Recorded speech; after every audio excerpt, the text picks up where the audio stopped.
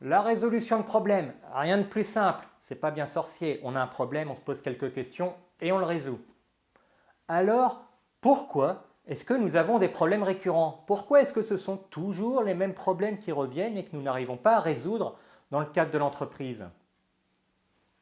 Pourquoi est-ce que nous identifions un problème une fois qu'il a des conséquences énormes? Pourquoi est-ce que c'est le client qui fait des réclamations? Parce que nous n'avons pas été capables d'identifier qu'il y avait un problème dans ce que nous lui fournissions. Eh bien, cela vient aussi du fait que, lors de la résolution de problèmes en entreprise, bien souvent, nous tombons dans trois erreurs qui sont très fréquentes et qui malheureusement entraînent l'inefficacité bien souvent des systèmes de résolution de problèmes.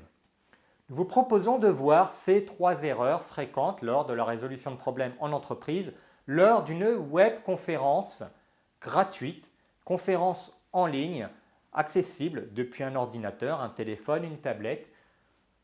Ce jeudi 11 juin à 11 h,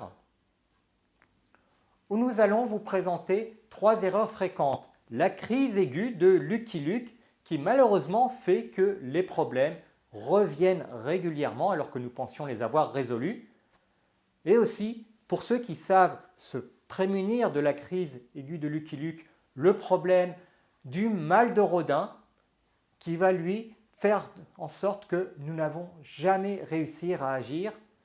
Et enfin, et là c'est un souci qui peut affecter tant les personnes qui sont victimes de la crise aiguë de Lucky Luke que du mal de Rodin, le syndrome aggravé de Lucky Luke qui fait que nous n'arrivons pas à trouver les bonnes solutions pour les problèmes.